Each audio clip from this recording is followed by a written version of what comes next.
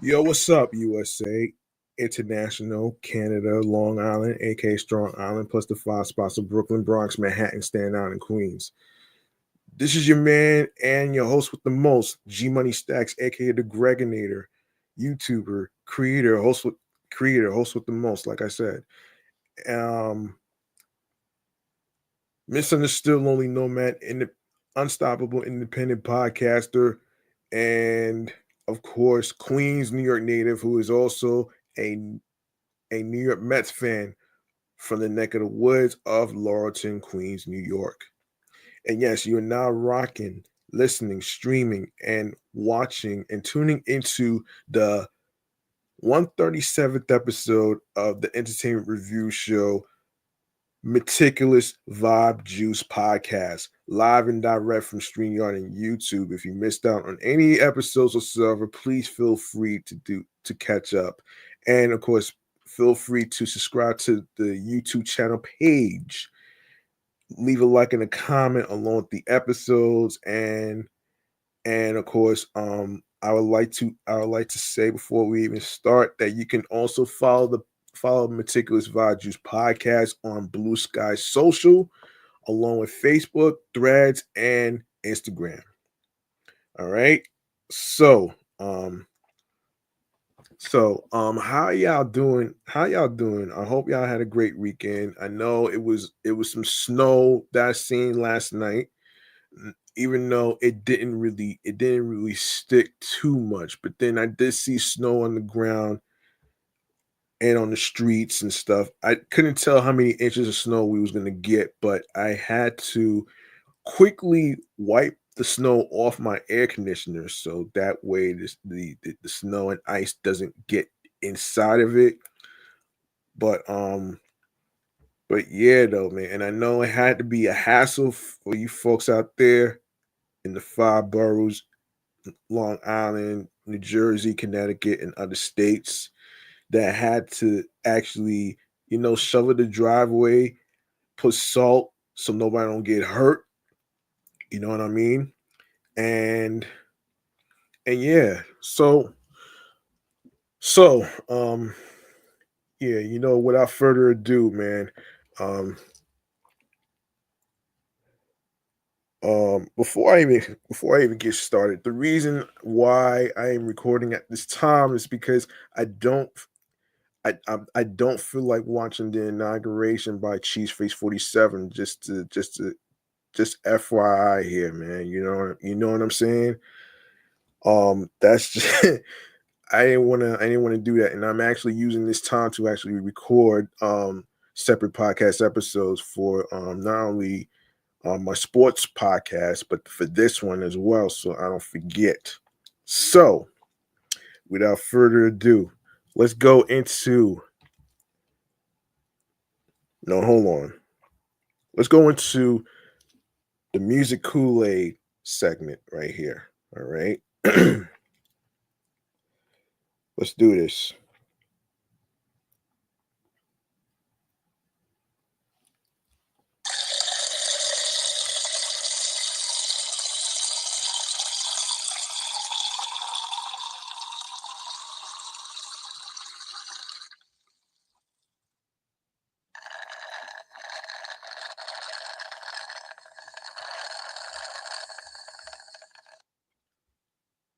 Now, normally I usually do hip hop histories of each music artist who came out with an album and all that other stuff, but you know, I'll probably touch base on that maybe next time, you know what I'm saying?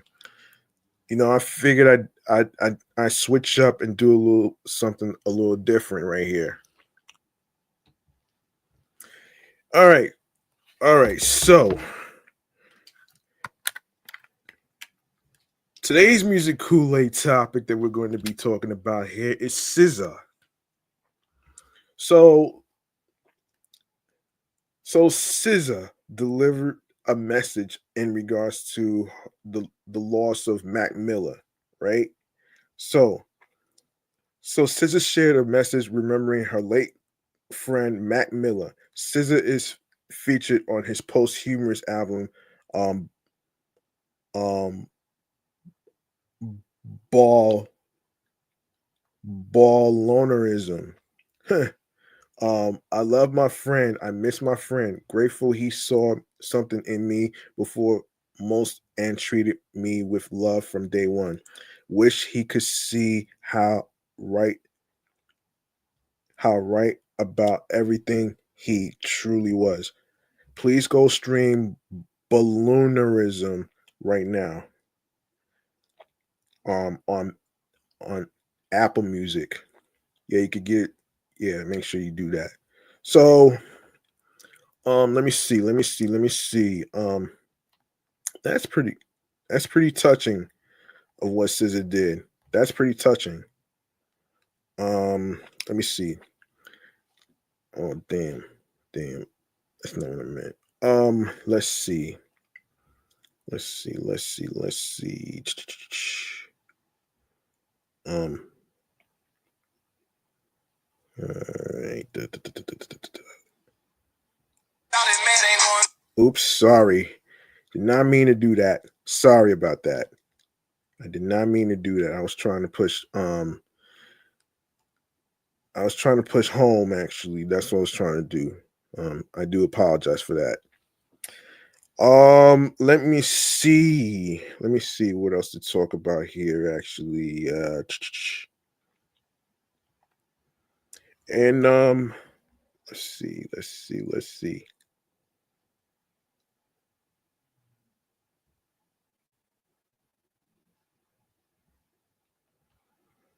All right. All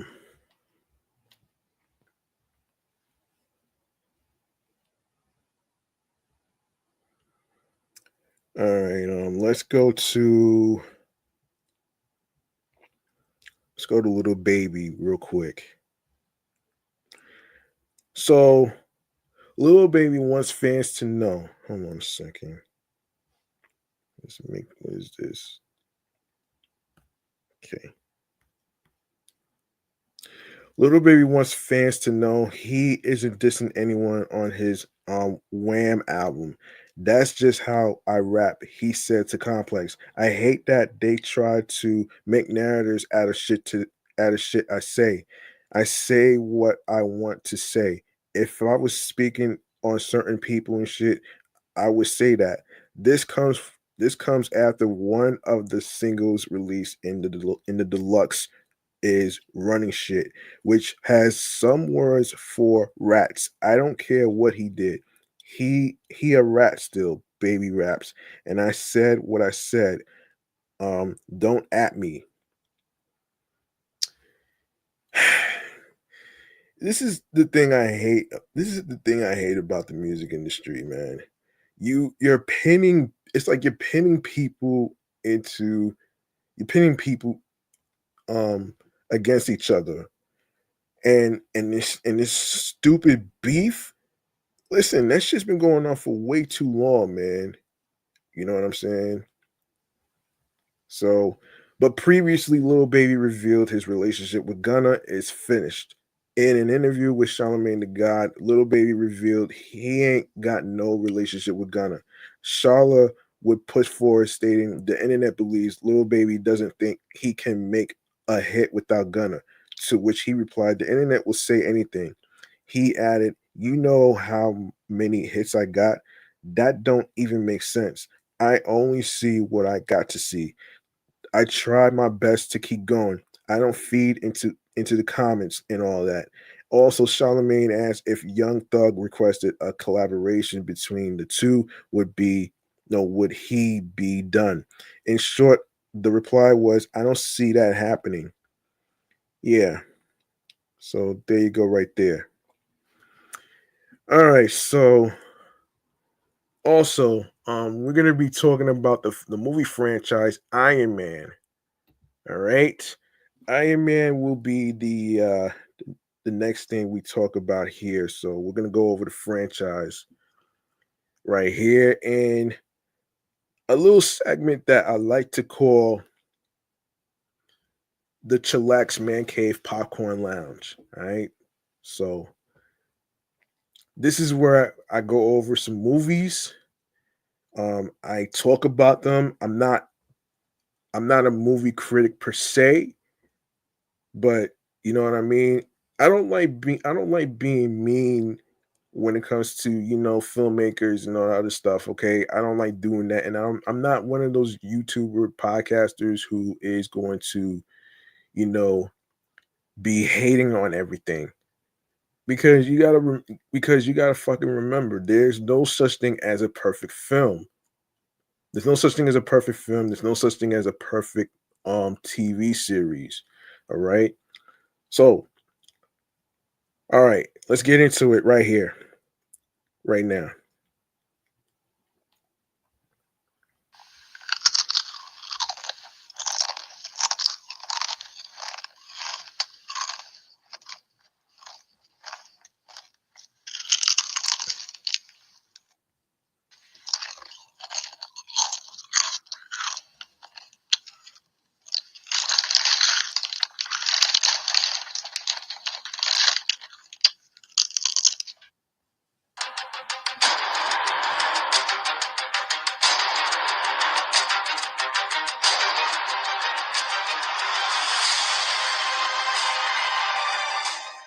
All right, Iron Man is the first movie that we're going to go over in this segment right here. Um and let me just look for it right here. Now the movie came out, if I'm not mistaken, the movie came out in 2008. All right. So, Iron Man is a 2008 American superhero film based on the Marvel Comics character of the same name, produced by Marvel Studios and distributed by Paramount Pictures. It is the first film in the Marvel Cinematic Universe directed by Jon Favreau, from a screenplay by the writing team of Mark Fergus and Hawk Otsby and Art Markham and Matt Holliday. The film stars Robert Downey Jr. as Tony Stark, aka Iron Man, alongside Terrence Howard, Jeff Bridges, Gwyneth Paltrow, Leslie Bibb, and Sean Tube. In the film, following his escape from captivity by a terrorist group, world famous industrialist and master engineer Stark builds a me- mechanin, mechanized suit of armor and becomes the superhero Iron Man. So there you go. Yeah. And the budget for the film is between 130 to 140 million dollars. All right. How about that though, man? Yeah, you knew it was going to be a good movie that did good in the box office. So, um let me just hold on, let me wait for this tablet to actually, let me see.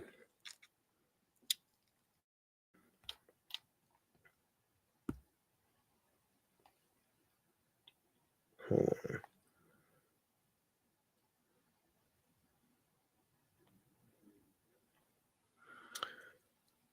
Hmm.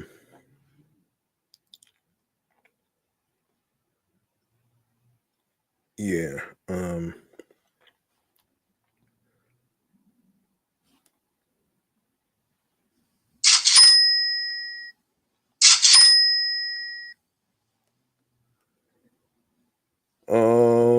a film featuring Iron Man was in development at Universal Pictures, 20th Century Fox, and New Line Cinema at various times since 1990 before Marvel Studios acquired the rights in 2005.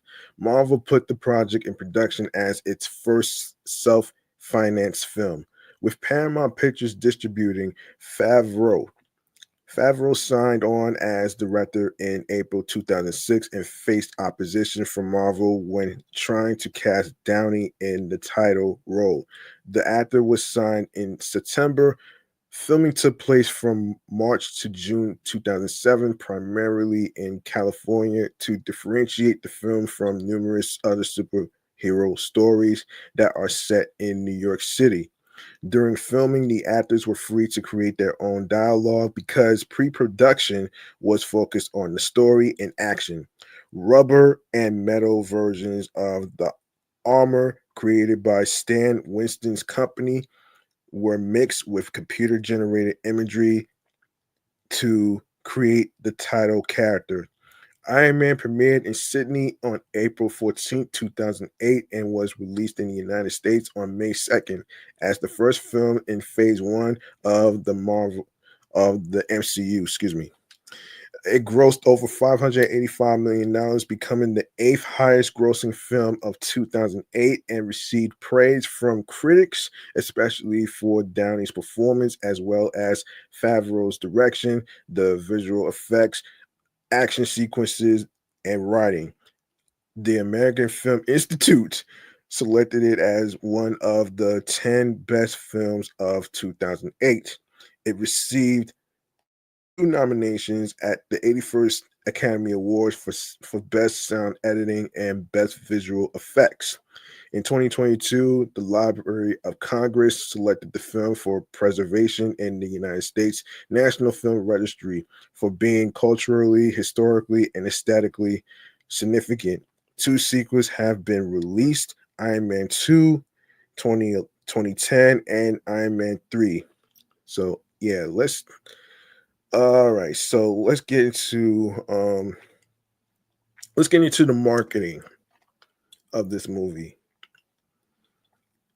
Let's get into the marketing of this movie. Um, yeah, hold on.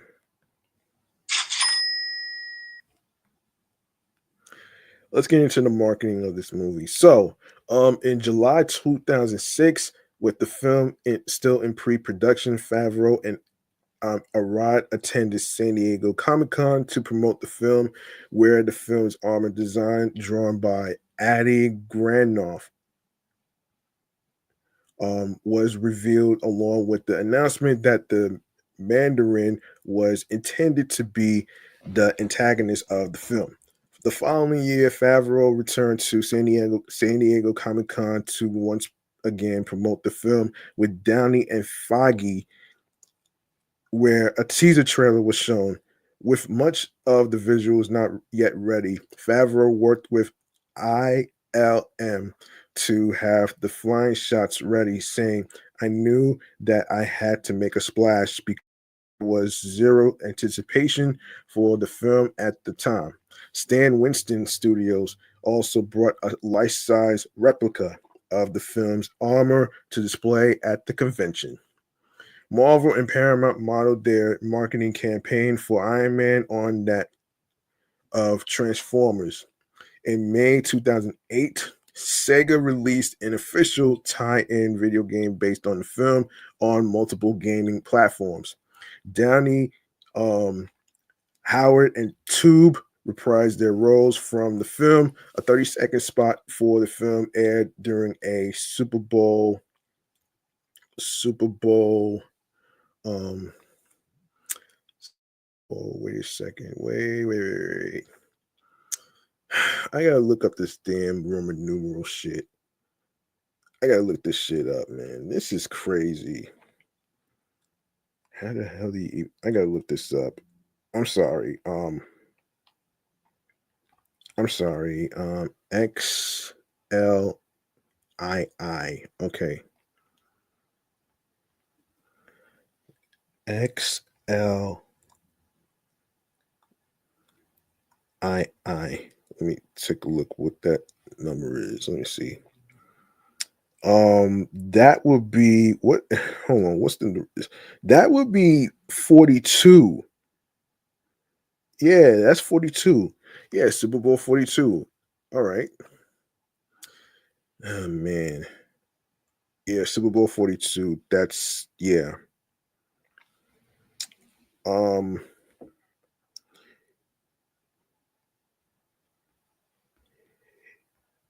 all right. Yes, Super Bowl 42 break. Hasbro created figures of armor from the film, as well as Titanium Man. Um and the armor from the World War Hulk comics. The 7-Eleven convenience store chain helped promote the film across the United States, and LG Group also made a sponsorship deal with Paramount worldwide. Burger King and Audi promoted the film. Jon Favreau was set to direct a commercial for the fast food chain, as Michael Bay did for Transformers.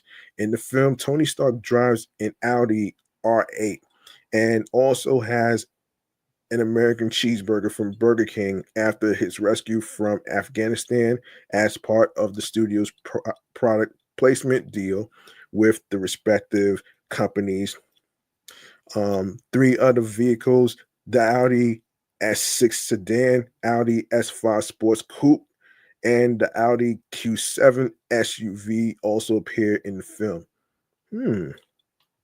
Very creative. Audi created a tie-in website as General Motors did for Transformers. Oracle Corporation also promoted the film on its site.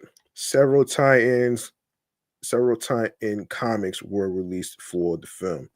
All right, let's go to the reception. Iron Man earned $319 million in the United States and Canada and $266.8 million in other territories for a worldwide gross of $585.8 million.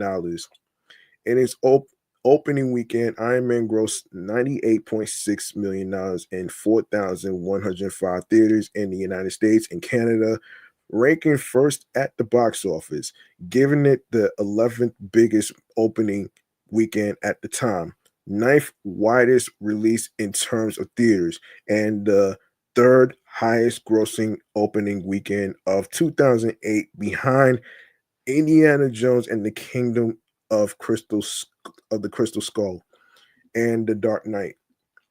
It grossed $35.2 million on its first day rather, giving it the 13th biggest opening day at the time. Iron Man had the second best premiere for a non-sequel, behind Spider-Man, and the fourth biggest opening for a superhero film. Iron Man was also the number one film in the United States and Canada in its second weekend, grossing $51.2 million, giving it the 12th best second weekend and the fifth for a non-sequel. On June 19, 2008, Iron Man became that year's first film to pass the 300 mark for the domestic box office. All right, critical response. The review aggregator Rotten Tomatoes reported an approval rating of 94% with an average score of 7.7 out of 10 based on 282 reviews. The website's critical consensus reads, in quote, "Powered by Robert Downey Jr.'s vibrant charm, Iron Man turbocharges the superhero genre with a depth, intelligence, and a sense of fun." On Metacritic, the film has an average score of 79 out of 100 based on 38 critics, indicating generally favorable reviews. Audiences polled by CinemaScore gave the film an average grade of A on an A plus to F scale. Among the major trade journals, Todd McCarthy of Variety called the film an expansively entertaining special effects extravaganza with fresh energy and stylistic polish. With Kirk Honeycutt of the Hollywood Reporter praised the film, while nonetheless finding disappointment in a climatic battle between different Iron Man prototypes. How did Tony's nemesis learn how to use the suit? In one of the first major daily newspaper reviews, Frank Lovins of Newsday lauded the film's emotional truth, pitch perfect casting, and plausibly rendered super science that made it faithful to the source material while updating it and recognizing what's made that material so enduring isn't just the high-tech cool of a man in a metal suit, but the human condition that got him there.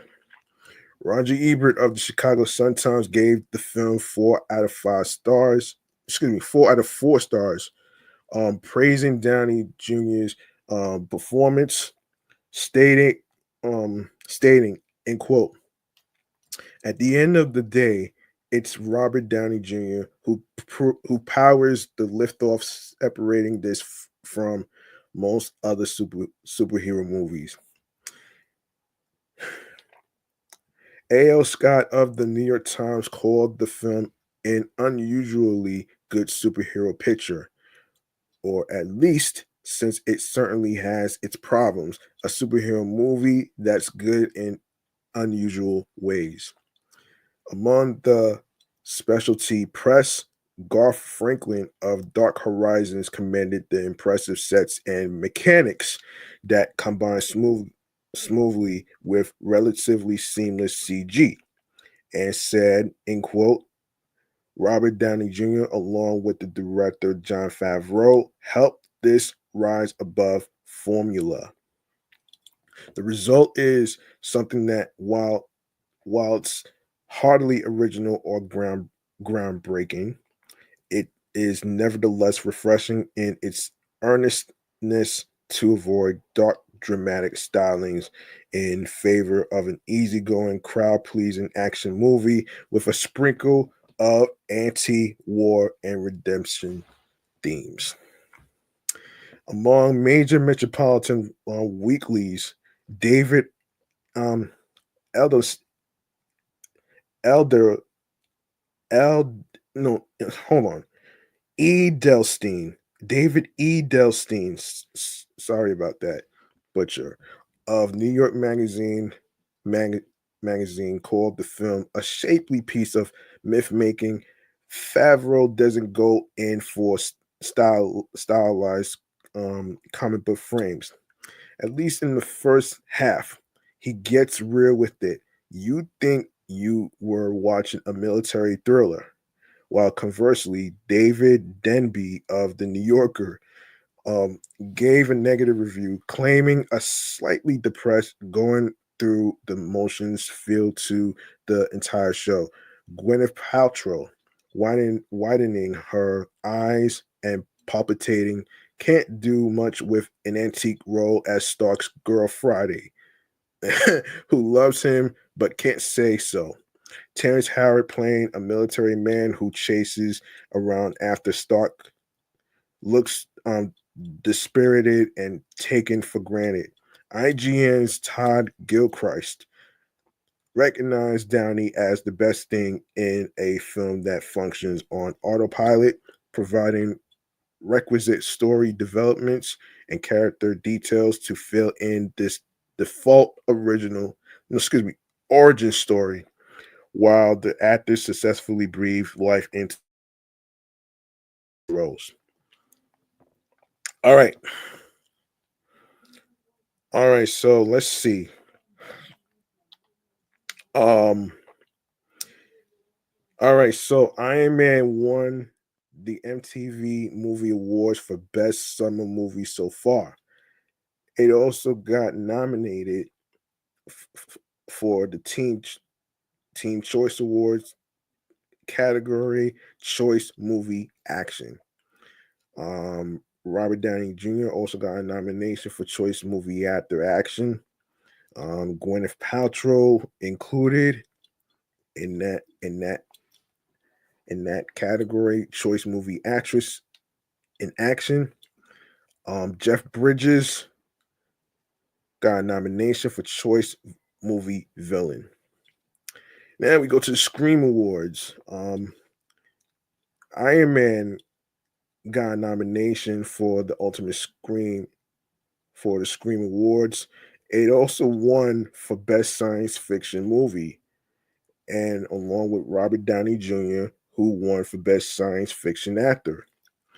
Gwyneth Paltrow, Terrence Howard, Robert Downey Jr., Jeff Bridges, Jon Favreau, Iron Man,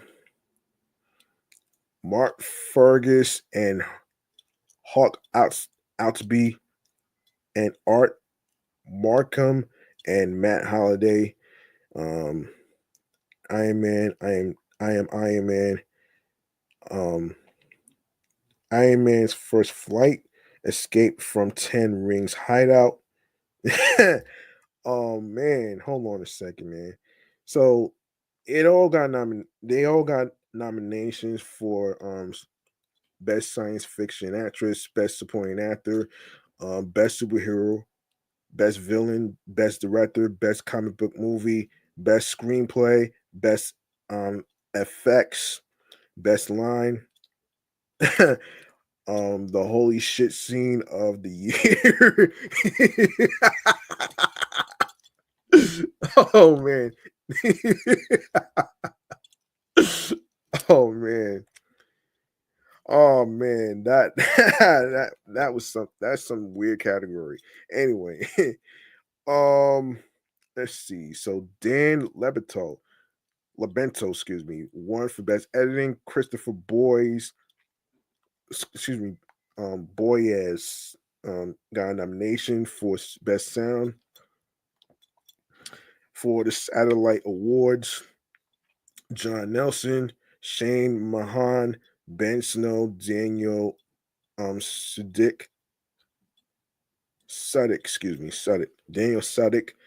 Um, Iron Man 2 Disc Collector's Edition won for Best DVD Extras. Um, Iron Man got a nomination for Outstanding Overall Blu-ray.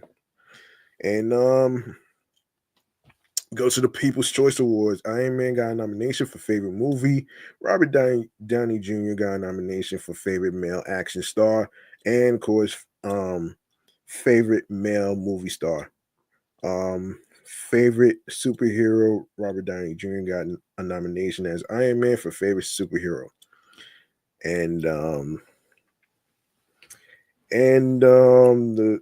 movie, I believe, got no, hold on. I believe, hold on a second.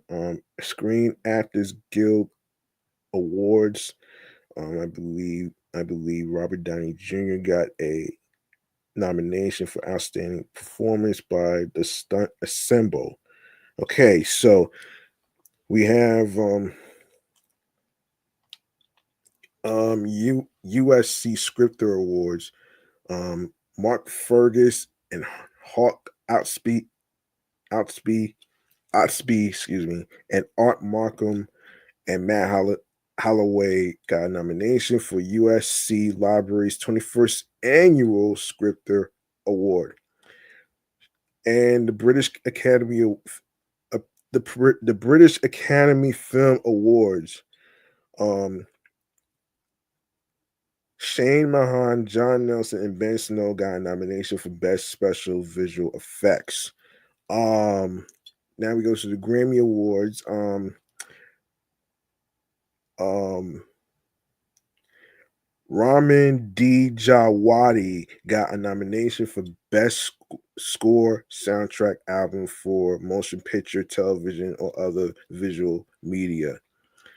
Now we go to the VES Awards. Ben Snow, Hal Hicko, Victoria Alonso, and John Nelson got a nomination for Outstanding Visual Effects in a Visual Effects Driven Feature Motion Picture.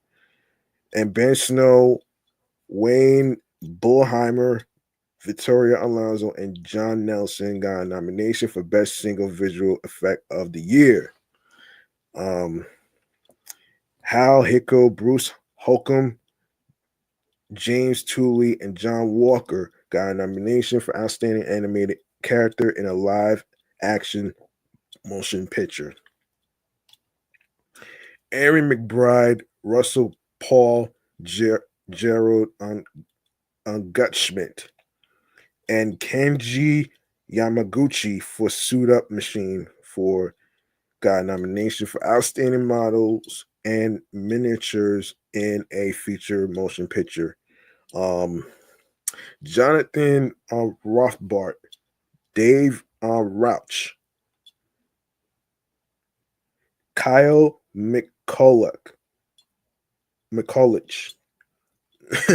and Kent Senke for HUD composition got a nomination for Outstanding comp- composite compositing, excuse me, in a feature motion picture. Um, Frank Ulner and Christopher Boyes got a nomination for the Academy Awards category Best Sounding Editing. John Nelson, Ben Snow, Dan Dan Suddick, and Shane Mahan got a nomination for Best Visual Effects. Now we go to the Nickelodeon Kids' Choice Awards. Iron Man got a nomination for Favorite Movie. Empire Awards. Iron Man got a nomination for Best Film. Robert Downey Jr. got a nomination for Best Actor. Iron Man got a nomination for Best Sci-Fi Fantasy Superhero. Now we go to the Taurus World Stunt Awards. Iron Man won for hardest hit. Thomas R. Harper, Phil Nielsen, and Keith Woolard got a nomination for Best Stunt Coordinator and or Second Unit Director. And Mike Justice, Damian Moreno, and Timothy P. Trella won for Best Fire Stunt. Now we go to the MTV Movie Awards. Iron Man got a nomination for Best Movie. Robert Downey Jr. also got a nomination for Best Male Performance. Iron Man won for Best Science Fiction Film for the Saturn Awards. Robert Downey Jr. won for Best Actor. Gwyneth Paltrow um, got a nomination for Best Actress. Jeff Bridges got a nomination for Best Supporting Actor. Jon Favreau won for Best Director. Mark Fergus and Hawk Outsby and Art Markhams and Matt Holloway got a nomination for Best Screenplay. Ramin Djawadi got a nomination for Best Score. Iron Man got a nomination for Best Visual Effects, and of course, the Hugo Awards. Iron Man got a nomination for Best Dramatic Presentation, a long form. Um, Roger Ebert and Richard Collis named Iron Man as among their favorite films of 2008, elected by the American Film Institute as one of the 10 best films of the year, and Empire Magazine as one of the 500 greatest movies of all time. Tony Stark was also selected by Empire as one of the 100 greatest movie characters of all time. And on their list of the 100 greatest fictional characters, Fandomania.com ranked him as number 37. The Library of Congress selected Iron Man to be added to the National Film Registry in 2022, deeming it culturally, historically, and aesthetically significant. Responding to the selection, Feige stated its inclusion on the film registry meant the film has stood the test of time and that it is still meaningful to audiences around the world. We go to Iron Man 2. Hold on 1 second, folks.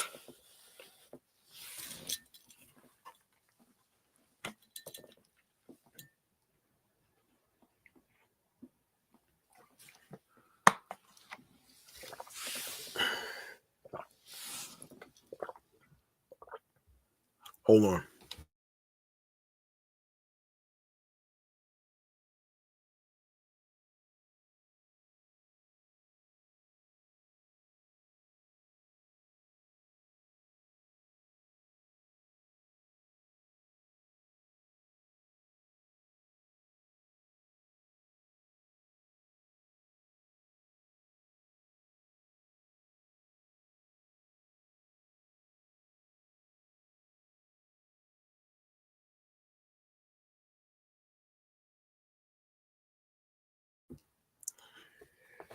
Hey, sorry about that, folks. I had to get my charger for this Android tablet so it doesn't go dead on me. All right, so Next film, Iron Man 2, is a 2010 American superhero film based on the Marvel Comics character Iron Man, produced by Marvel Studios and distributed by Paramount Pictures. It is the sequel to the first movie, Iron Man, in 2008, and the third film in the Marvel Cinematic Universe. Directed by Jon Favreau and written by Justin Thoreau. The film stars Robert Downey Jr. as Tony Stark, Iron Man, alongside Gwyneth Paltrow, Don Cheadle, Scarlett Johansson, Sam Rockwell, Mickey Rourke, and Samuel L. Jackson. Um, Set 6 months after the events of Iron Man, and the film follows Tony Stark as he resists calls from the United States government to hand over the Iron Man technology, which is causing his declining health. Meanwhile, Russian scientist Ivan Vanko uses his own version of the technology to pursue a vendetta against the Stark family. um, So the budget for this film is between 170 to 200 million dollars. That's 170 to $200 million.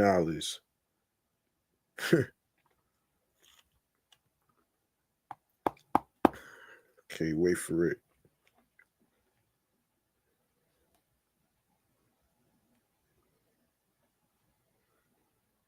Mhm.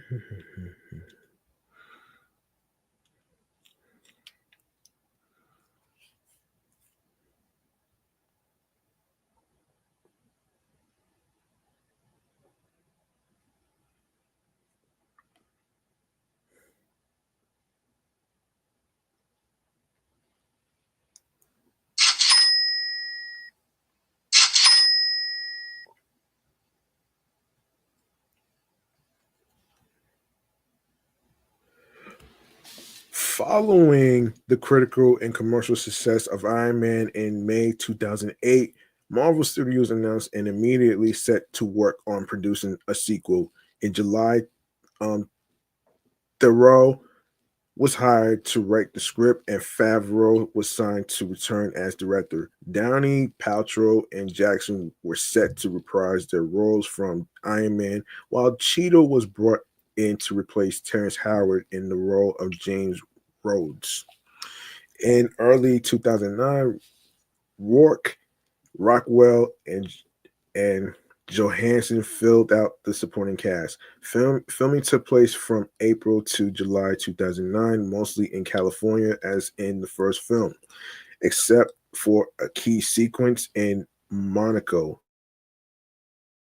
which mixed digital and practical effects. The sequel primarily relied on computer generated imagery to create the Iron Man suits.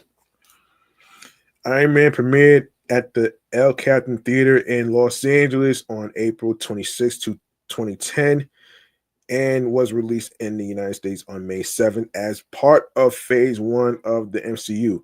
It released for its action sequences and performances, although critics deemed it inferior to the first film. The film grossed over $623.9 million at the worldwide box office, making it the seventh highest grossing film of 2010. It received an Academy Award nomination for Best Visual Effects. A sequel, Iron Man 3, was released on May 3rd, 2013.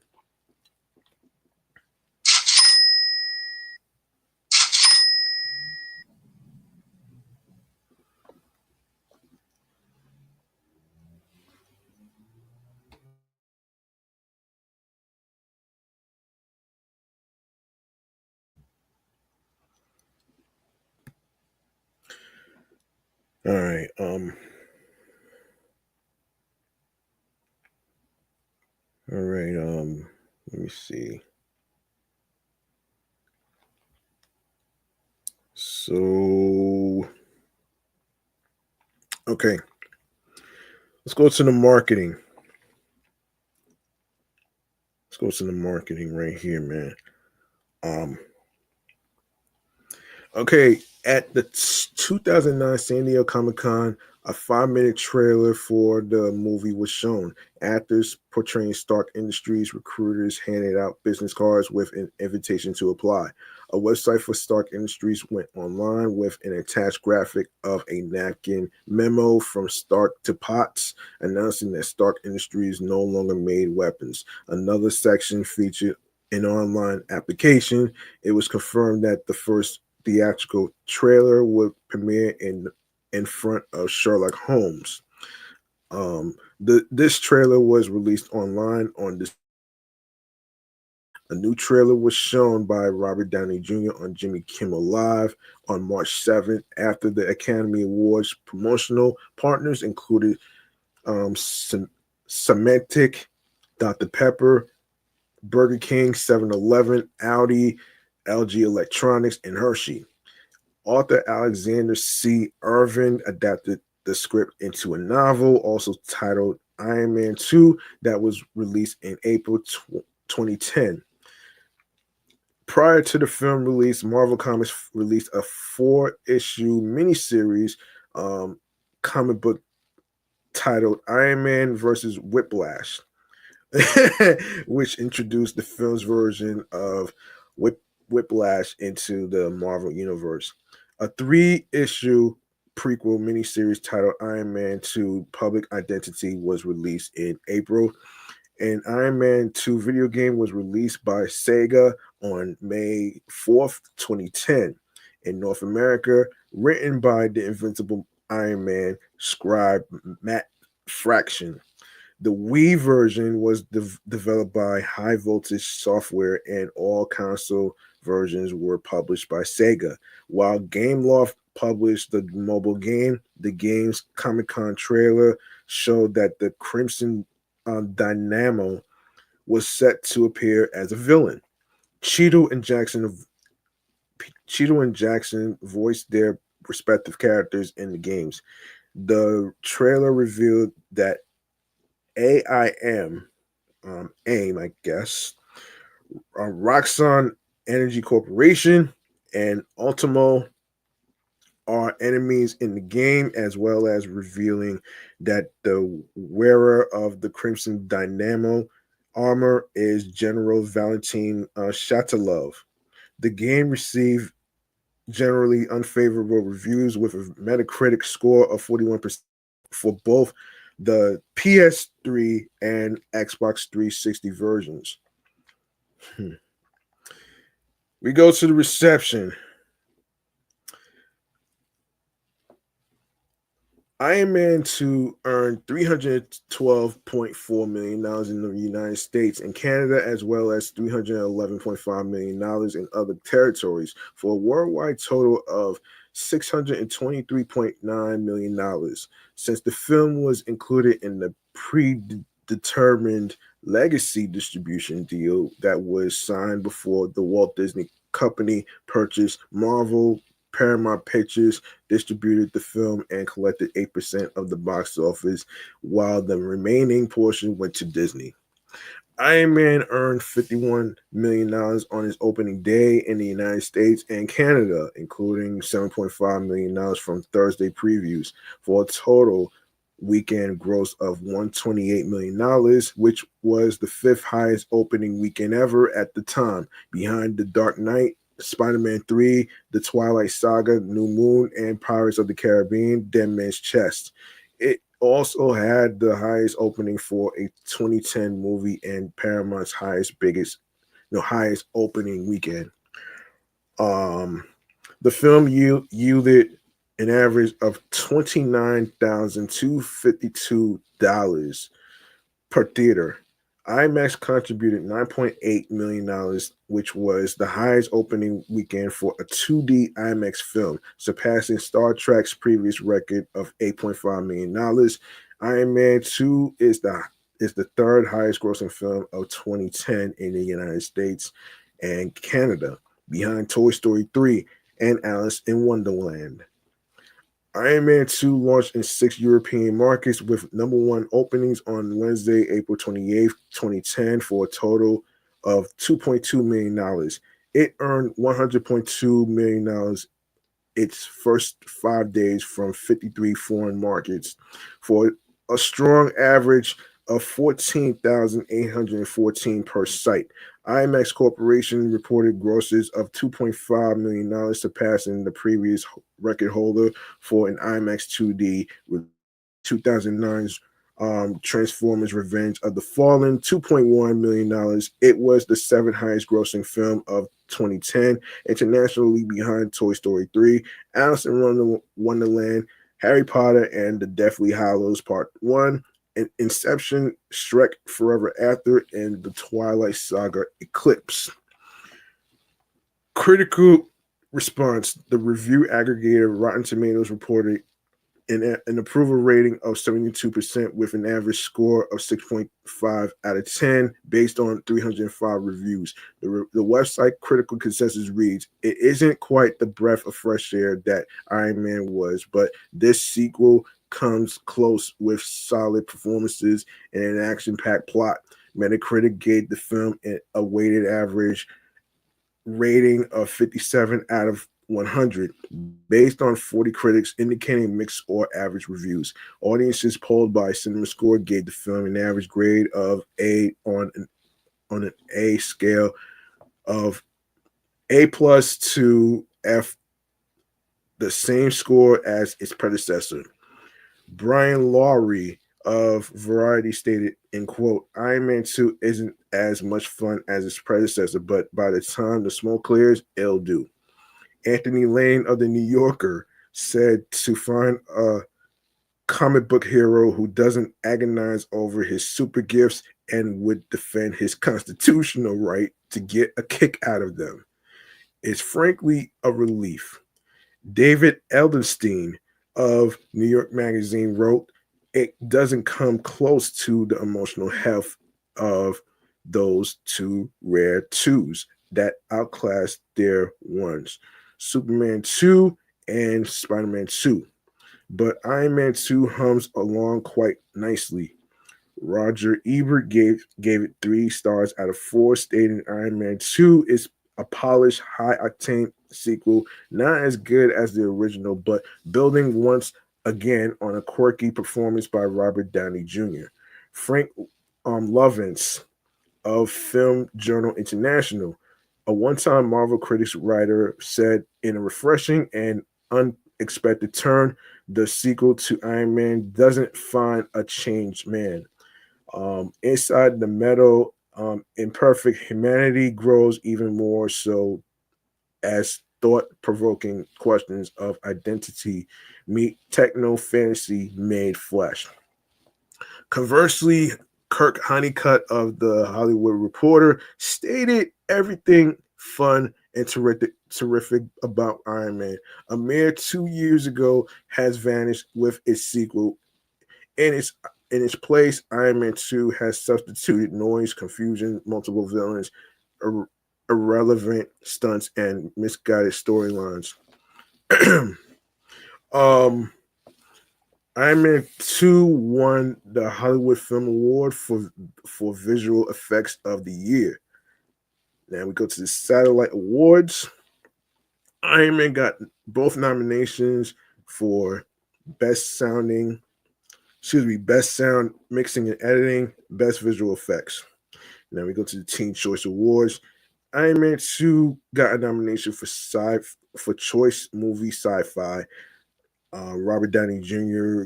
got a nomination for Choice Movie Actor Sci-Fi.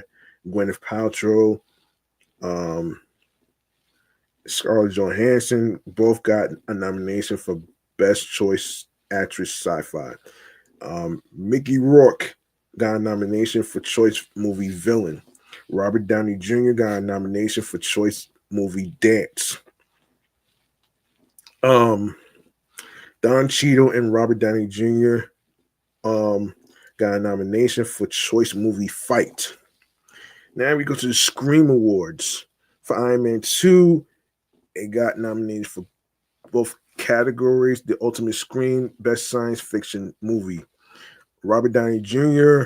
got a nomination for Best Science Fiction Actor.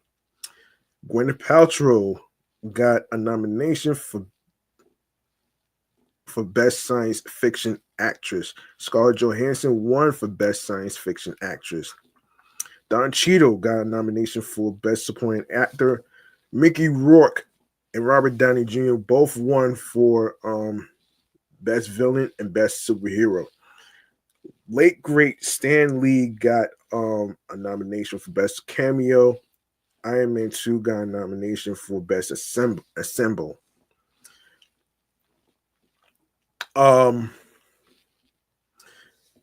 The final battle, Iron Man and War Machine versus Whiplash and the Drones, got a nomination for Fight Scene of the Year. Iron Man 2 both got nominated for Best Effects, Best Comic Book Movie. Then we go to the People's Choice Award. Iron Man 2 got a nomination for Favorite Action Movie and Favorite Movie. Robert Downey Jr. Got a nomination for both categories: Favorite Movie Actor, Favorite Action Star. Robert Downey Jr. and Don Cheadle got a nomination for Favorite On-Screen Team. Ben Snow, Jed Wright, Janik Surs, and Susan Pickett got a nomination for the Visual Effects Society Awards in the category of Outstanding Visual Effects in a Visual Effects-Driven Feature Motion Picture. Bruce Holcomb, Ron Woodall, John Goodson, John Walker from Hammer Military Drones got a nomination for Outstanding Models in a Feature Motion Picture. Giles Hancock. Oh shit. Richard Bluff, Dodds Vaziri, Aaron McBride for the Stark Expo got a nomination for Outstanding Creative Environment in a Feature Motion Picture. Iron Man 2 got a nomination for the Academy Awards for Best Visual Effects. And the Saturn Awards goes to Iron Man 2 for Best Science Fiction. Robert Downey Jr. got a nomination for Best Actor. Scarlett Johansson got a nomination for Best Supporting Actress. And Iron Man 2 got a nomination for Best Special Effects. And, of course, the BET Awards, Don Cheadle got a nomination for Best Actor. All right, we go to Iron Man 3. Now there is a rumor in terms of Iron Man 4. There is a rumor, but I don't think it's going to really happen anytime soon. So, Iron Man 3 is a 2013 American superhero film based on the Marvel Comics character Iron Man, produced by Marvel Studios and distributed by Walt Disney Studios Motion Pictures. It is the sequel to Iron Man 2008 and Iron Man 2 2010 and the seventh film in the Marvel Cinematic Universe.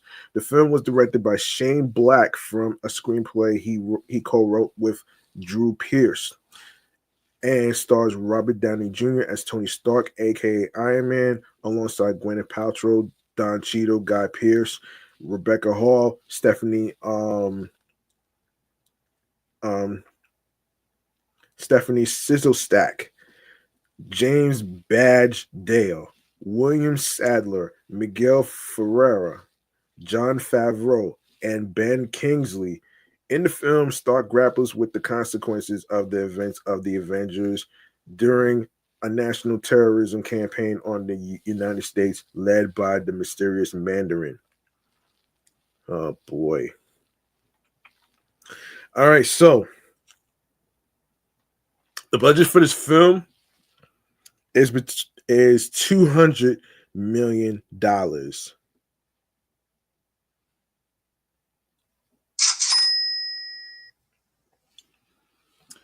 After the release of Iron Man 2 in May 2010, director Jon Favreau chose not to return for the third film. Black was hired to write and direct the sequel in February 2011, working with Pierce to make the script more character centric, focus on thriller elements, and use concepts from Warren Ellis's Extremist comic book story arc.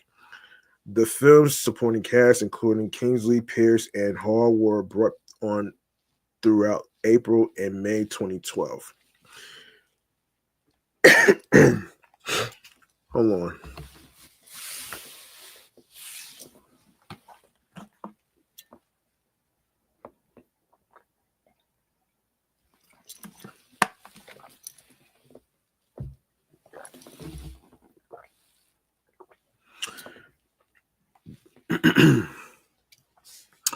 All right, filming took place from May 23rd to December 17th, 2012, primarily at EUE Screen Gem Studio in Wilmington, North Carolina. Additional filming took place around North Carolina as well as in Florida, Los Angeles, and China. An extended version of the film specifically for Chinese audiences was created. 17 companies provided the film's visual effects. Iron Man 3 premiered at the Grand Rex in Paris on April 14, 2013, and was released in the United States on May 3rd as the first film in Phase 2 of the MCU. It received positive reviews from critics with praise for its action sequences, Black's direction, and Downey's performance, though there was criticism for the portrayal of the Mandarin. The film was a box office success, grossing over $1.2 billion worldwide, making it the second highest grossing film of 2013 and the 16th film to gross over $1 billion.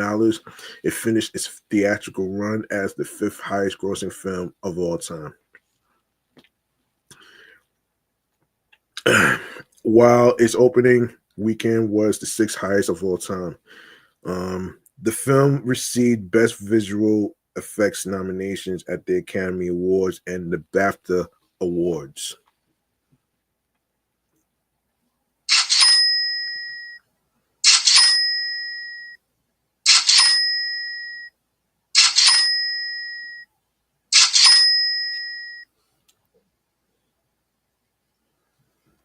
All right, let's go to the marketing.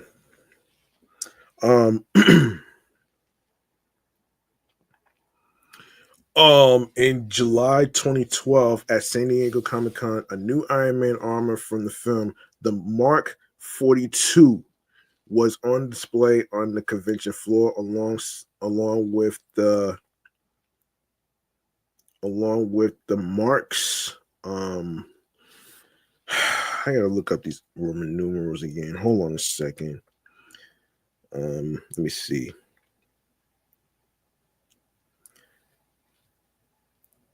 IV.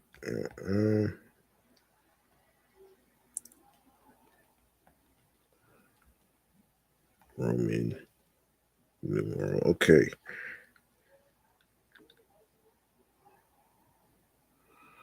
Man. No, wait. IV. Okay, IV. Let's see.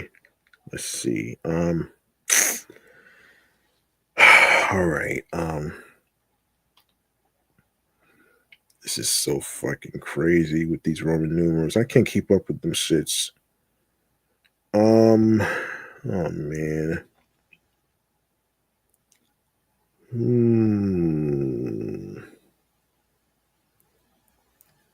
The hell? Wait. Let me see what. Let me see. What was it again? Let me see. IVII. Okay. Oh boy. Oh, IVII. Okay. Okay, let's see. Let's try this.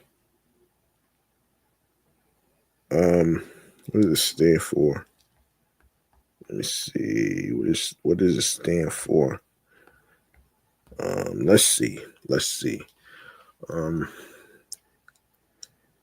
Jeez Louise, man. IV. So 1-5. What the hell?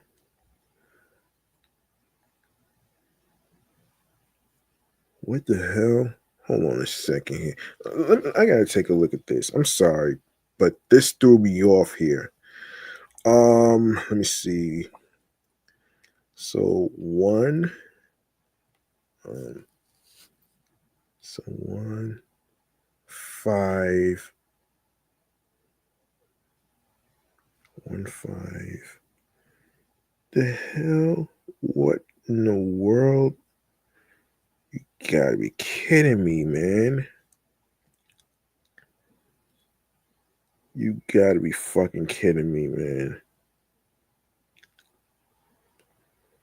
Jeez. So I V so 1-5. What the hell? 50? Are you kidding me? Are you kidding me, man? Jeez. I swear, why do you make it so damn hard to understand? I'm sorry, I'm not gonna waste my time on this Roman numeral shit though, man. I'm just gonna anyway, man. I'm done with Roman numerals, man. You know what I'm saying? I'm done with that shit. Anyway, man. Anyway, along with the marks from the first two Iron Man films and the adventures.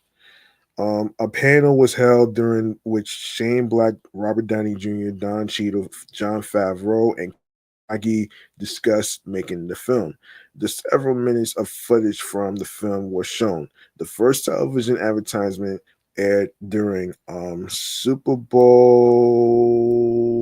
Oh boy. Yeah, I ain't got time for this, man. During the Super Bowl on CBS network in the United States. March 25th, 2013, Marvel and Disney revealed on the official Iron Man Facebook page Iron Man 3 armor unlocked to reveal suits Stark has made before the events of the film. In January 20, excuse me, 2013, Marvel Comics released a two-issue comic book prelude by writers Christos Gage and Will Corona Pilgrim. Yeah, Will Corona Pilgrim with art by Steve Kurt and Drew Garachi. The story set between the second and third Iron Man film centers on War Machine, revealing why he was absent during the battle in New York of the Avengers. Like with the first two films, Audi again provided product placement with various vehicles. Oracle also returned from Iron Man 2, showcasing both the Oracle Cloud and um, um, the Oracle Exadata server, Verizon Files, and TCL's flat panel televisions and Alcatel One Touch smartphones are also featured in the film. And the Chinese cut also shows a Zoom lion crane and Yili milk. Not sure what that is, but okay. Oh shit. Promotional deals were arranged with Subway and Swan Food Company, and tie-ins included Lego sets, Hasbro action figures, and a mobile phone game, by Gameloft. Disney also promoted the film at its domestic theme parks. Disneyland's Innovations attraction received a Stark Industries exhibit beginning April 13th, and Monorail Black of the Walt Disney World monorail system was given an exterior Iron Man scheme. The exhibit, entitled Iron Man Tech, presented by Stark Industries, features the same armor display that was shown at the 2012 San Diego Comic Con with the marks and the new mark, a new mark. In addition, there is a simulator game titled Become Iron Man that uses Kinect like technology to allow the viewer to be encased in an animated and take part in a series of tests in which you fire repulsor rays and fly through Tony Stark's workshop. The game is guided by Jarvis, who is voiced again by Paul Bettany. The exhibit also has smaller displays that include helmets and chess pieces from the earlier films, and the gauntlet and boot from an action sequence in Iron Man 3. All in all, Disney spent $131 million marketing the film worldwide. Hmm.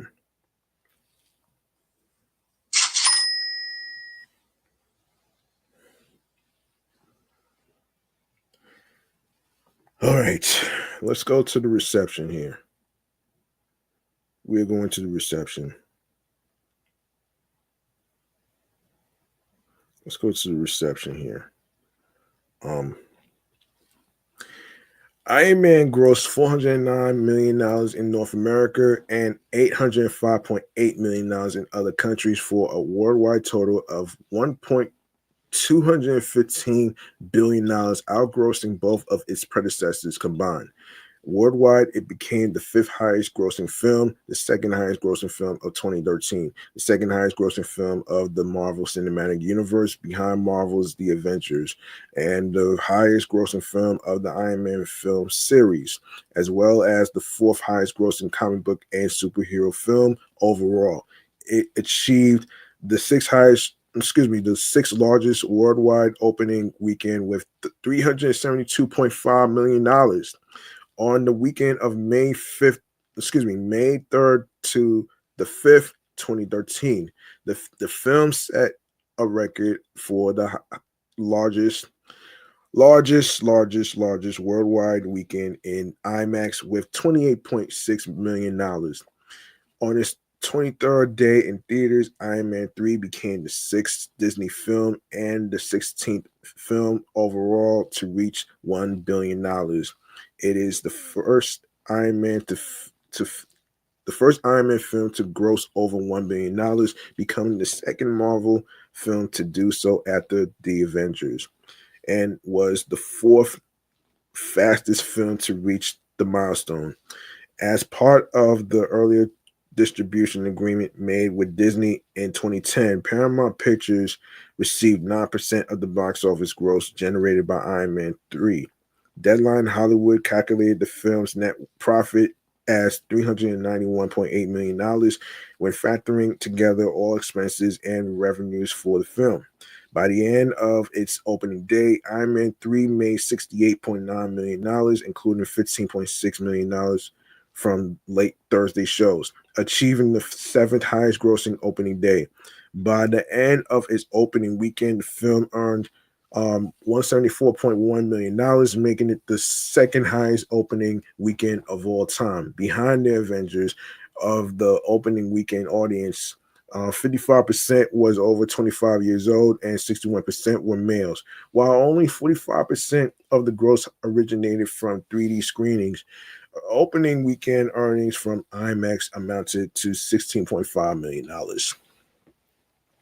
It topped the box office during two consecutive weekends and achieved the fourth highest second weekend gross with $72.5 million. The film earned $13.2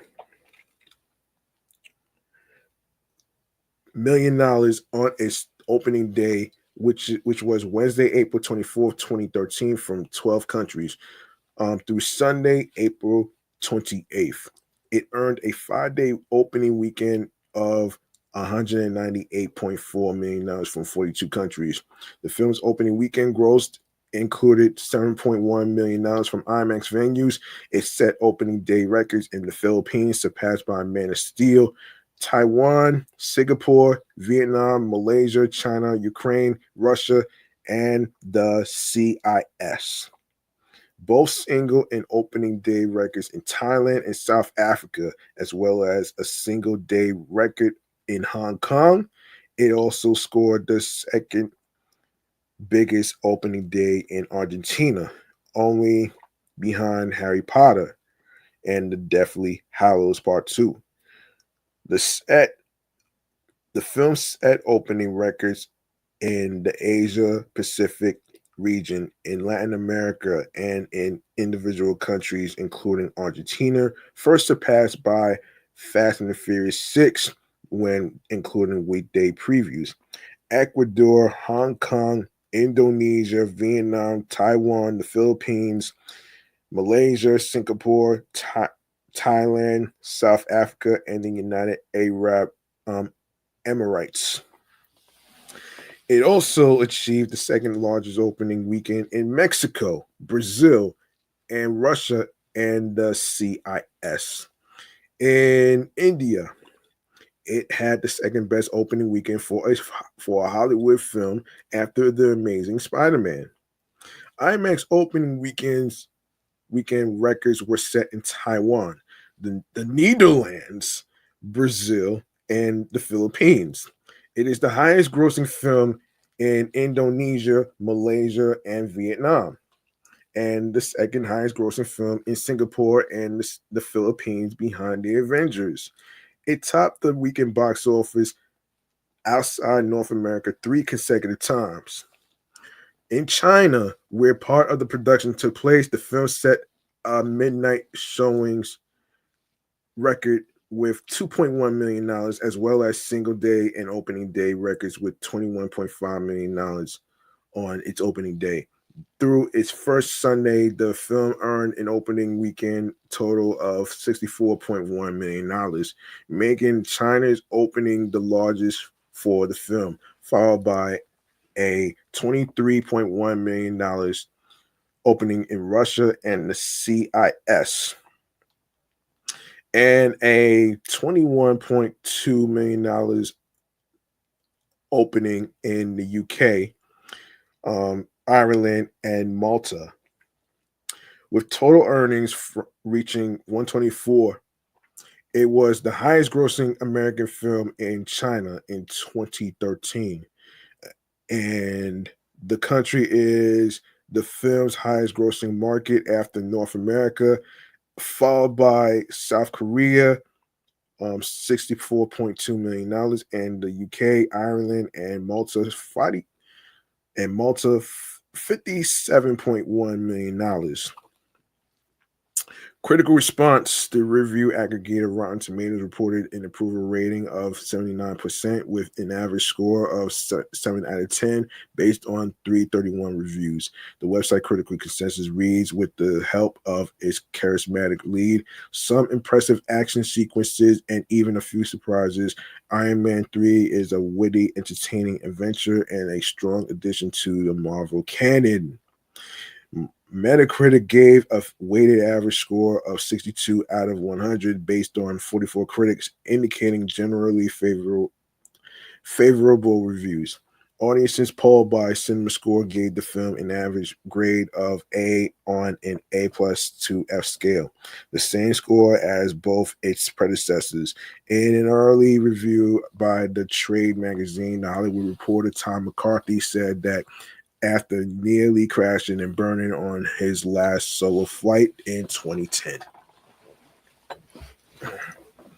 Iron Man returns refreshed and ready for action in this spirited third installment that benefits immeasurably from the irreverent Quicksilver humor of co-writer and director Shane Black. Calling the film darker, and more serious than its predecessors, Kenneth Turan of the Los Angeles Times credited Black for changing this billion-dollar plus franchise's tone for the better while keeping the same actor Tony Stark. There is quite a bit of Black's trademarked attitude and humor as well. Things like a throwaway reference to the sci-fi classic Westworld and a goofy character who has Tony Stark's likeness tattooed on his forearm. Black and company throw all kinds of stuff at the audience, and though it doesn't all work, a lot a lot of it does, and the attempt to be different and create unguessable twists is always appreciated.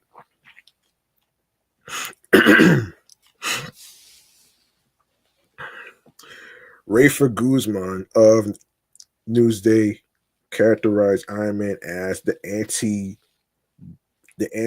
Batman. Oh wow. Wow. Oh man, that's fun. That's funny. Um all zip and zingers.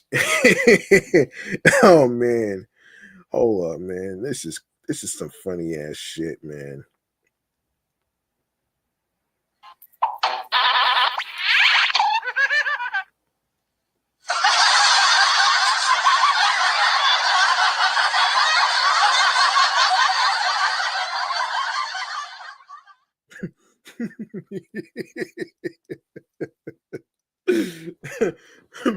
Oh man. Anti-Batman. Anti-Batman. Oh man. Oh man. He's also suddenly rather family friendly. Some of the movie's best moments are shared by Stark and Latchkey Kid Harley by Ty Simpkins, who mocked their budding father-son relationship while acting it out. Psychology Today concluded that the film presented inaccurate portrayal of Tony Stark's post-traumatic stress disorder symptoms. Michael Airbiter of Hollywood.com praised the film as Marvel's first true action comedy, commenting that Tony's camaraderie with preteen tech geek Harley Keener is one gigantic superhero 90s kid psychic laugh riot. Yeah. Nick D. Sam Nick D. Semelian of the UK film magazine Empire had criticisms even while giving the film 4 out of 5 stars, finding it a swinging caper with wit, balls, heart, and exploding baubles.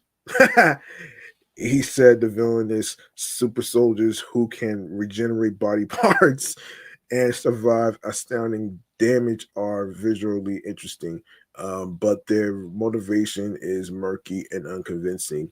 Likewise, Joshua Rothkopf of Time Out New York bestowed 3 of 5 stars, saying, in quote, Black has massively up the verbal sparring and kept the broad inventiveness of comic book um, melee ability in mind.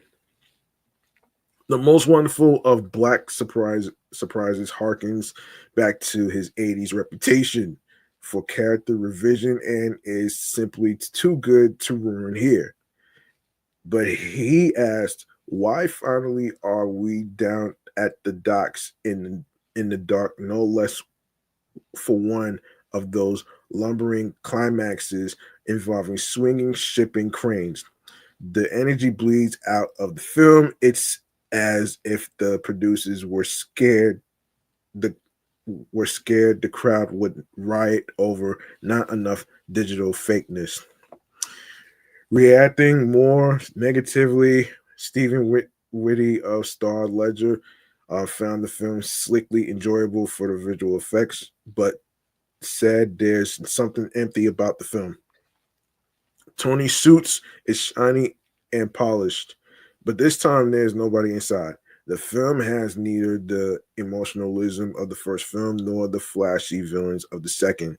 Tony's relationship with girlfriend Pepper Potts is in inexplicable jeopardy and then simply fixes itself. Supposedly cute kid's sidekick, a true sign of authorial, desperation, is introduced and then dropped. Michael Phillips of the Chicago Tribune echoed this, saying, in a gleefully cynical bid for a preteen audience, Stark befriends a bullied 8-year-old who becomes his tag along and sometimes savior. Stark no longer needs to be in an Iron Man suit. He's capable to operate the thing remotely when needed. The movies like that too. It's a decent superhero blockbustering, but rather remote and vaguely secondhand.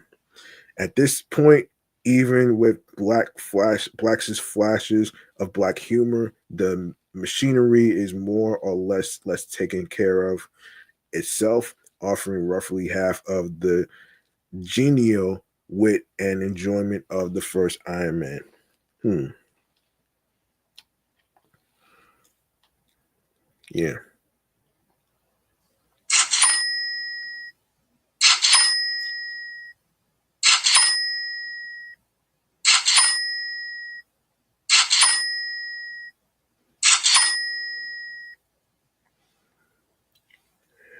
All right. The Academy Awards.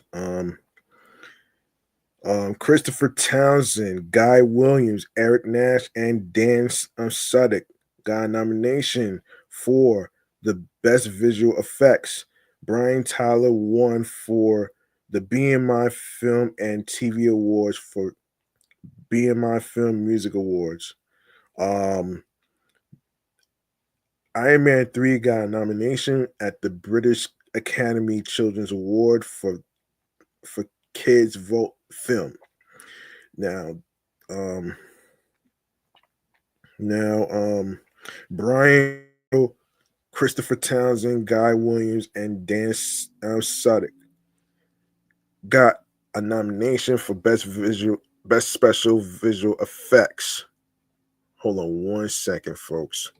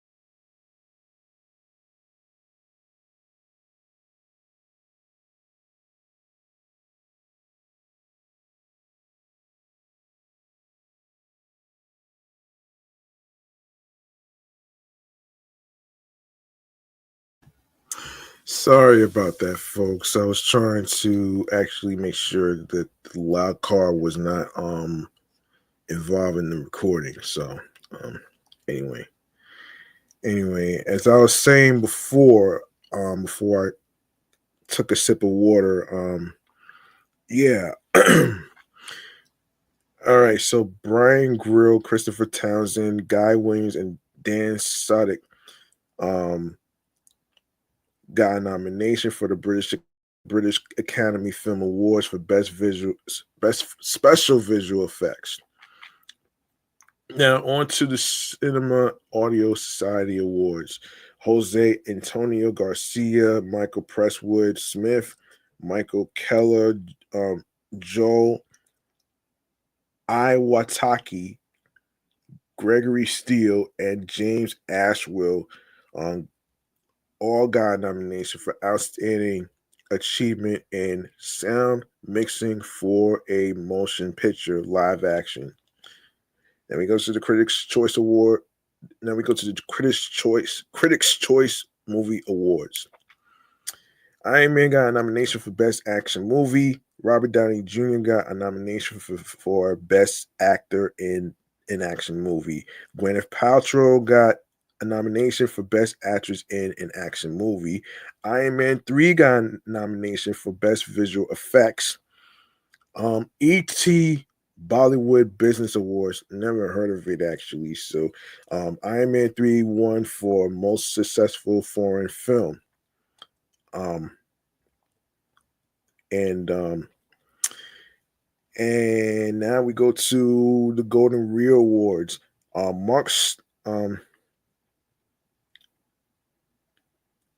Mark Stokinger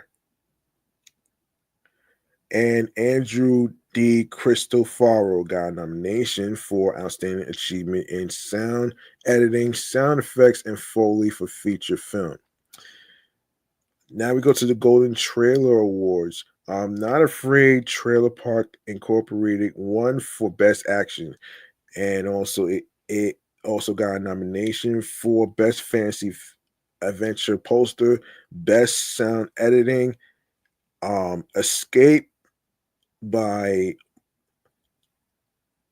Motion got a nomination for Best Summer Blockbuster 2013 TV Spots. Walt Disney Studios Motion Pictures got a nomination for Best Film Studio Music Department of the Guild of Music Supervisors Award. Iron Man 3 got a nomination for the Hollywood Film Awards of Hollywood Movie Award. Stephen J. Scott got a nomination for the Hollywood Post Alliance Awards category Outstanding Color Grading Feature Film. And Mark Stokinger, Michael Keller, Mike Presswood Smith, and Andrew D. Cristofaro all got a nomination for Outstanding Sound Feature Film. Guy Williams, Aaron Gilman, Matt Aitken, Dan McCarran, and Thrain Shadbolt all got a nomination for Outstanding Visual Effects Feature Film. Now we go to the Hugo Awards. Drew Pearce and Shane Black got a nomination for Best Dramatic Presentation Long Form. Brian Tyler got a nomination for International Film Music Critics Association Awards for Best Original Score for an Action Adventure Thriller Film. Let me see.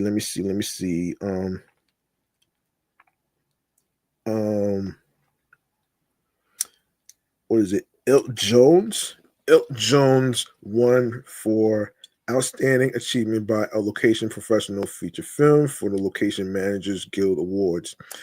And of course, the late great Joan Rivers got a nomination for Best Cameo. Robert Downey Jr. got a nomination for Best Hero for the MTV Movie Awards. Iron Man 3 one for best movie for mature audiences, Faith and Freedom award for the Movie Guide Awards. Now we go to the Nickelodeon Kids Choice Awards. Iron Man 3 got a nomination for favorite movie. Robert Downey Jr. won for favorite butt kicker. Robert Downey Jr. got a nomination for favorite movie actor. Favorite movie goes to Iron Man 3 for the People's Choice Awards. Robert Downey Jr. got a nomination for favorite movie actor. Gwyneth Paltrow got a nomination for favorite movie actress. Favorite movie duo. Robert Downey Jr. and Gwyneth Paltrow got a nomination for favorite movie duo. Iron Man 3 won for favorite action movie. Plus, Robert Downey Jr. got the award for favorite action movie star. The Saturn Awards, Iron Man 3 won for best comic to film motion picture. Robert Downey Jr. won for best actor. Ben Kingsley won for best supporting actor. Ty Simpkins, Brian Tyler got a nomination for best performance by a young actor and best music. St. Louis Getaway Film Critics Association Awards. Iron Man 3 got a nomination for Best Visual Effects. Iron Man 3 won for Choice Movie Action. Robert Downey Jr. won for Choice Movie Actor and Action for the Teen Choice Awards. Gwyneth Paltrow got a nomination for Choice Movie Actress Action. Iron Man 3, Robert Downey Jr., Gwyneth Paltrow, Ben Kingsley, Don Cheadle, and Robert Downey Jr., Christopher Townsend, Mark Soper, Guy Williams, and Brian Grill. Yeah.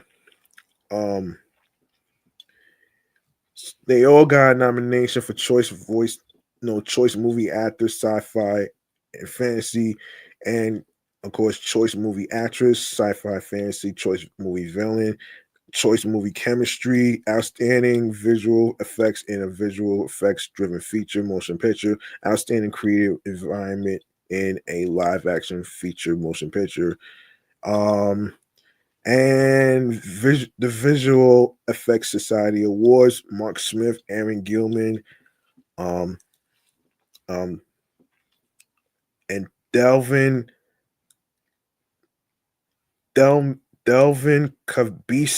Cabezas and Gerardo Ramirez got a nomination for Outstanding Virtual Cinematography in a Live Action Feature Motion Picture. And Michael Maloney, Francis Poot, and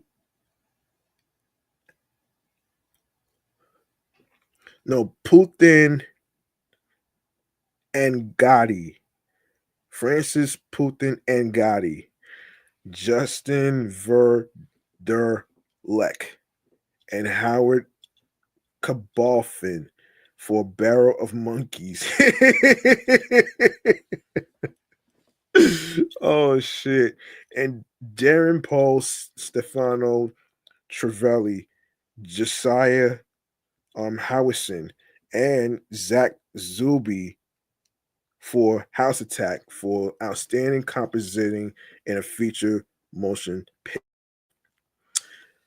All right. Let's see. Let's see what we have left to cover. I'm gonna actually get into I want to get into some news in the video game world, actually. So let's get into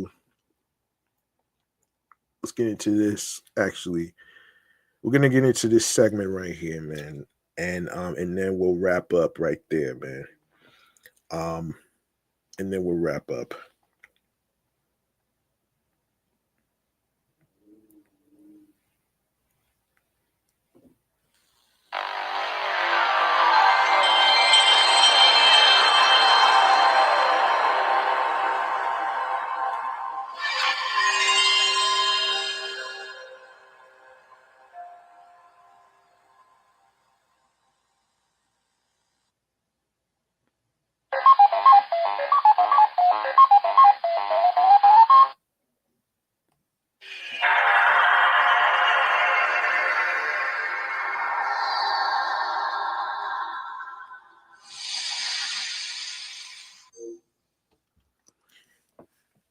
All right. You know the deal, folks. When it comes to this segment right here, I like to actually cover what's upcoming and all that other stuff. I like to actually I'm gonna pick something from the Video Games Chronicle website, so that way you'll be able to know what's gonna go down. All right. Black Ops 6 and Warzone players on consoles will soon be able to disable cross-play and rank play. Okay, let's get into it right here. Um, I will also cover the Nintendo Switch 2 um next time actually. I might not have time to cover that actually. All right, so according to the Video Games Chronicle, Activision will soon allow Black Ops 6 and Warzone players on consoles to disable crossplay rather with PC users in ranked play. The company said it was making the move in response to player feedback and in the spirit of improvising the gameplay experience. The option to restrict ranked play to console players only is currently in testing and set to be made available during season 2, which kicks off on January 28th.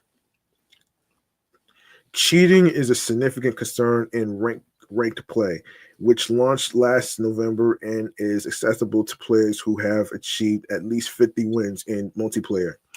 According to Activision, it was banned over 136,000 ranked play account to date. Instances of cheating in Call of Duty, particularly in ranked play across both MP and Warzone, are frustrating and severely impact the experience for our community, the publisher acknowledged before outlining some of the measures it's putting in place to combat the practice. These include new and improved client and server side detections and systems, a major kernel level driver update, and a new tampering detection system. Activision also explained why it decided not to make IP based bans. We do not utilize IP based bans for anti cheating because they tend to take action against entire groups within a range that aren't problematic, it said. For example, a college campus or internet cafe would be swept up in an IP based ban wave when only a single machine was targeted. Developer Trey Arch recently revealed some of what's in store for zombie fans when Black Ops 6 Season 2 launches, including a brand new map called The Tomb. All right, let's see. Let's see. Let me see what else. Yeah, like I said, I'm going to cover the Nintendo Switch story next time. And let's do one more. Let's do one more, man. Let's do one more. All right, so let's do one more. All right, so Bloomberg journalist Jason Schreier has now questioned the below story, stating on Blue Sky that the account is not true and that people across the org were informed before my article went out last week. Last week, it was reported by Bloomberg's Jason Schreier and subsequently confirmed by a spokesperson that Sony had canceled live service games in development at Bend Studio and Blue Point Games. While Schreier's article didn't describe the games in detail, he then took to Blue Sky Social to confirm that the game Blue Point was working on was a live service God of War title. Now, according to journalist Jeff Grubb in his latest Game Mess Mornings video show, it appears that staff working on the games found out about their cancellation when the report was published. I looked into this a little bit. Grub explained. Yeah, all this is true. The studios found out at the same time as everyone else. So people will be going into work today wondering, hey, okay, what are we doing next? And what they are going to do. What it hold on. What and what they are going to have to do next very likely is pitch something to Sony, and the landscape of that has changed pretty drastically. Grubb suggested that both studios will have a harder time proposing a new idea to Sony because of its closure of numerous live service games means it's not currently clear what types of new games it's looking to greenlight.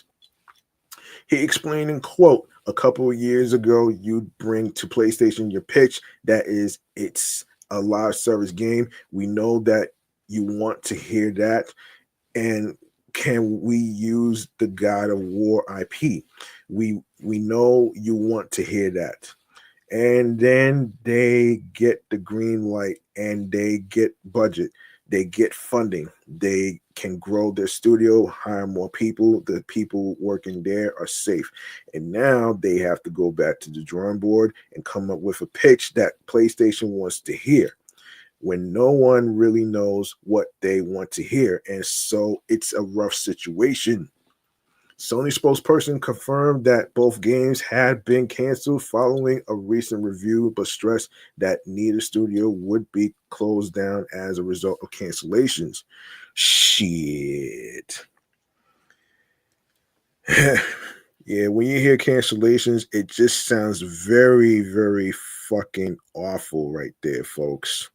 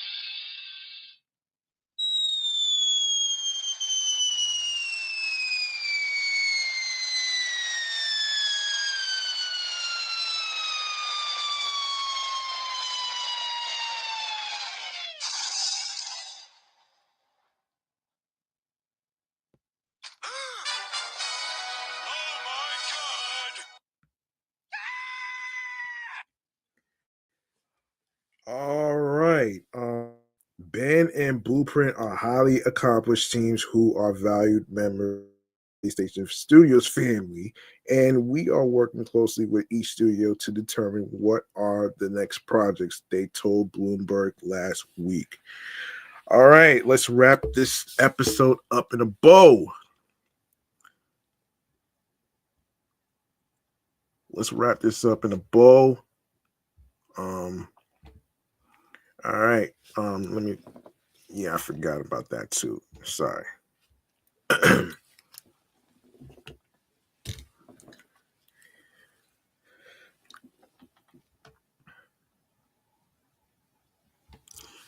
That's better. All right.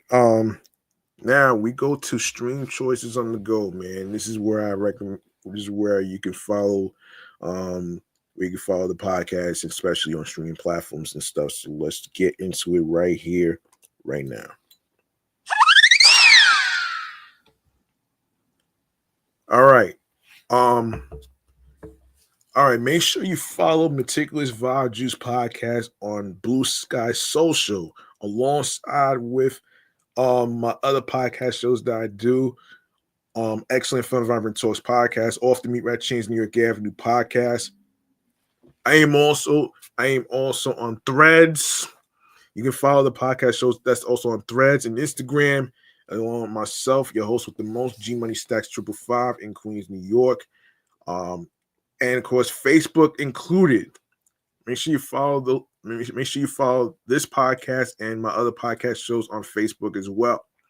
Yes, so Meticulous Vibe Juice podcast, Excellent Fun Vibrant Talks podcast, my sports platform, entertainment review show. I forgot to include that too. But anyway, my comedy Off the Meat Rat Chains New York Avenue podcast is also on Threads, Blue Sky Social, Facebook, alongside with Instagram. So you can follow your host with the most, G Money Stacks 555 in Queens, New York. And of course, I will be going over where you could actually listen, stream, and watch new episodes and stuff. So starting, if you go to the Linktree link where it says Linktree/Meticulous Vibe Juice podcast, you're gonna see Odyssey, Odyssey, Audible, Amazon Music, Breaker, Bullhorn FM, Castbox FM, these are Listen Notes, Moon FM podcast, Overhaul FM podcast, Player FM, Pocket Cast, Podfriend, Podhound, Podopolo, Podorama, Podcast Index, Podcast Addict, Podchaser, Podverse, Podcast Guru, Podvine, Snip, Spotify for Spotify for creators, TuneIn Radio, Fountain, Radio Public, iHeartRadio, the number one app where you can listen to your favorite music artists, favorite rappers, singers, radio stations, podcast shows, along with episodes for free. You don't need a credit card or debit card to download iHeartRadio. All you need to do is go ahead and follow the entertainment review show Meticulous Vibe Juice podcast on iHeartRadio and other streaming platforms that I just mentioned. You can also download these apps onto your iPhones, Android phones, iPads, Android tablets, laptops includes Apple Mac and Dell laptop models. All right. So there you go. And also make sure you follow Meticulous. Make sure you subscribe to the YouTube channel Meticulous Vibe Juice podcast for more video episode podcast, live stream episodes. Leave a like and a comment along with the episode review topics. Tell me how you feel about today's topic, Iron Man, and of course a little music news and a little bit of video game news that's upcoming and all that great stuff right there. Just let me know in the comments right there. And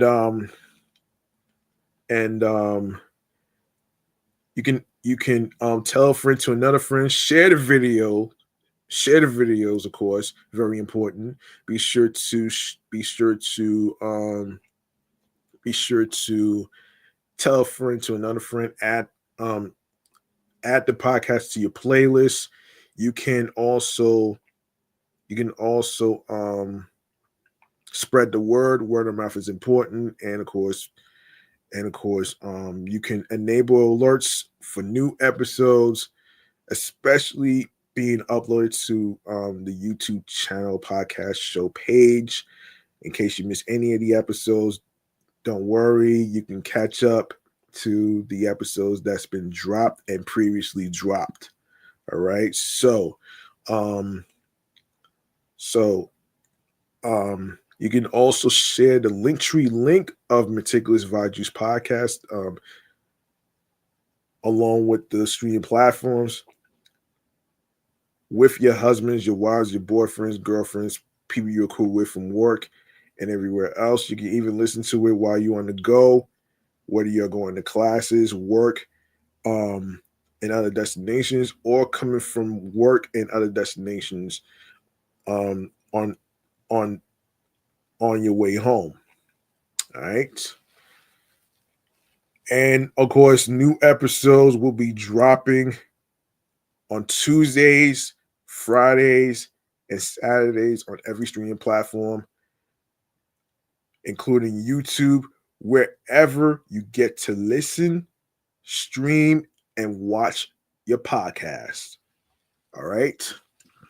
That's gonna do it for me, man. I'm your host with the most, G Money Stacks 555 in Queens, New York, aka the Gregonator.